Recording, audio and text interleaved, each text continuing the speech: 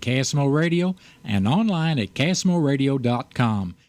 Tiger Talk with Coach Brian McNamee and Stan Stevens. Tiger Talk comes up next in just a moment. Ace is the place with the helpful hardware, folks. Stock up and save this fall at your neighborhood Ace. When you're taking care of the everyday projects around your house, Ace is your one-stop shop to find exactly what you're looking for. Get great deals now through October 29th, like buy one, get one free on select LED light bulbs, buy one, get one free on Ace basic house keys, and buy two, get one free on Ace furnace filters. Only at your local Ace, the helpful place. Offers valid at participating stores. Exclusions and limits may apply. See store for details. It's time for Tiger Talk featuring Stan Stevens and Coach Brian McNamee. Heard prior to all Salem Tiger football games. Now Tiger Talk on KSMO. Welcome to Tiger Talk. Stan Stevens, Coach Brian McNamee. Coach Brian, good to have you back and talk a little bit about that Cabool game. And not one of the better first halves for the Salem Tigers. They really struggled offensively, but got to tip your cap to the Salem Tiger defense, Coach. Cabool came out. They really wanted that win bad. The only score they got in that first half was on a pick six, but I'll tell you what, the Tiger defense, as you've said all year long, bend but not break, and they shut them down the rest of that first half. Yeah, our defense played a great football game. When you look at the game as a whole, the only touchdown they scored offensively was in the last minute of that ball game. They had a pick six early, but our defense played very well. They bent but didn't break and kept them out of the end zone. Tip your cap to the Cabool defense, though. They really shut down the wishbone. We didn't really have any success going with it. And, being a kind of a little misty, a little damp night, some of the passes weren't falling in the right place. Obviously, the pick on Chandler Gray, who was back at quarterback. One of the things that they changed up in that fourth quarter, they went to either a trips right, trips left, or a split backfield, and Cabool struggled trying to stop that, and the Tigers got their offense going. Yeah, the double tight package with a split back gave them a lot of trouble. Early in the game, they were loading the box, and we weren't getting it done on the offensive line, creating holes. We added our tight ends, in that fourth quarter, double tight sets, and we're able to move the football on them, and it kept them honest with their blitz packages and what they were doing. And then the offensive line started moving that line of scrimmage in the fourth quarter and set up the touchdown. Tigers got that break early in the fourth quarter when Cabool fumbled at their own 27-yard line. Coach, a short field. Tigers, Chandler Gray, I think, put the responsibility on his shoulders of getting that drive done. And I think he did a tremendous job of settling the guys down, saying, okay, guys, 27 yards, we got to score here. And he made sure that they got that done. Coach, you got to tip your cap. These seniors sometimes have to step up and take that responsibility. Yeah, the fourth quarter, on that drive, turned around the offense. The kids actually settled down. Again, we were in that double tight set with split back option. And, our kids did a nice job controlling the line of scrimmage. And most importantly, we had those tight ends as extra blockers on both sides. And it kept their defense guessing as to which way we were going to go, as opposed to picking the tight end side or the split inside. And if they blitzed, it was a guessing game for them as to which side we were going with that double tight set, and it had to make them more honest on the offensive line with what they were doing, sending backers. And Chandler used the option very well. A lot of times fake that ball to Sam or to Tristan and keep it himself. Needing maybe only a couple of 3 yards, they were able to follow that running back through and get those yardage. And, Coach, that was critical and key at that time. Yeah, it was. That was something we had to have. And Chandler did a nice job executing, on the read and following his back. So, like I said, it was a good play. You have a 27-yard gain you have to get a touchdown. When you're in that zone, you have to score. When we look at the second touchdown by the Salem Tigers, Cabool had to punt. Salem got the ball very near midfield. And, again, they went on an almost identical drive they did earlier in that quarter, Coach, when they were able to come down and score a Tristan Newman 17-yard run. He had a nice hole to go through, and he was through there in the blink of an eye. But the Tigers had to work for those yards against that Cabool Bulldog defense, but it took a lot of time off the clock, and it really looked good with 1:46 left scoring, thinking that it looked like the Salem Tigers might pull this one out. Yeah, they put together a real methodical drive. It was a real nice, option football type of drive. Again, we were back to that split back set with the double tights and a slot out there. And, it just kept Cabool from cheating as to what they were doing with their linebackers because they weren't sure which side we could pop a veer on or which side we were going to go because, we had a tight end on each side, helping, get the levels. But it was a real nice drive, and it chewed, most importantly, a lot of time off the clock, not giving Cabool much time on the clock. On the defensive side of this, all game long, Cabool really went to the Overby boys.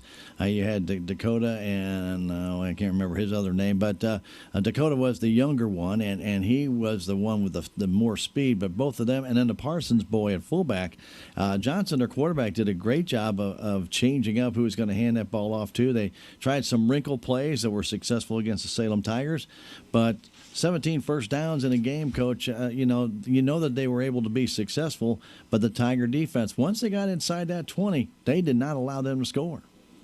No, our defense did a nice job bending but not breaking. And, with the misdirection offense that they run, there's so much that can happen on any given single play, unders and overs and double handoffs. And, you have to play at home. You can't get too deep on the defensive line.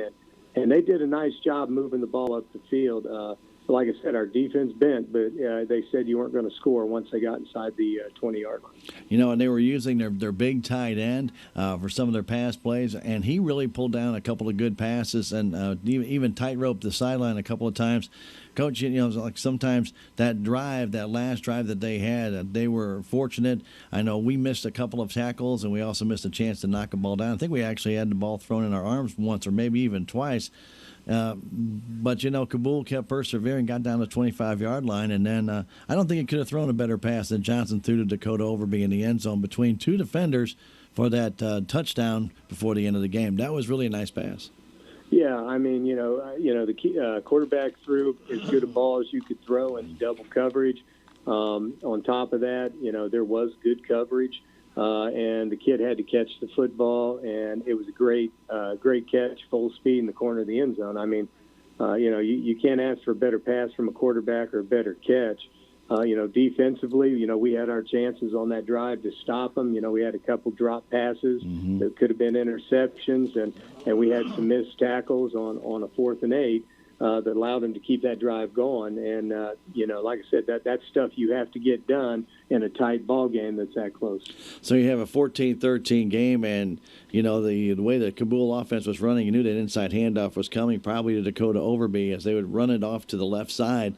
And you could almost, I think you could taste it no matter where you were, that was going to go to him because he had a great game, over 140 yards rushing, and he scored almost, he was untouched going in the end zone for that 15-14 win for Cabool. But, again, they were fighting for a playoff spot. They weren't going for a tie. They went for the win.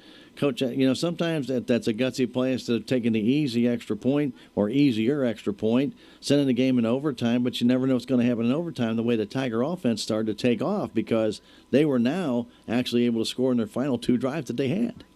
Yeah. On his part, he was going for a win. I think he understood that, our offense had been moving the ball very effectively in the 4th quarter. And I also think that he understood the fact that he hadn't scored an offensive touchdown the whole game until the last minute.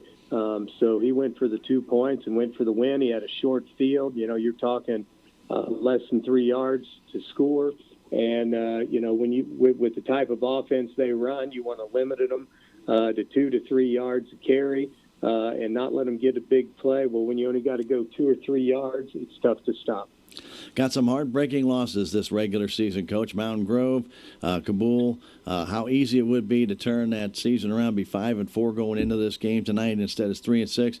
Sometimes things just don't work out for you, or one mistake in a game can cost you the game.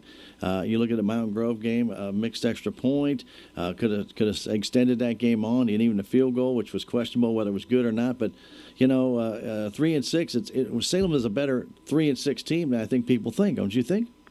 Yeah, I told the kids when we had our meeting on Monday, we've lost 3 games by less than 7 points.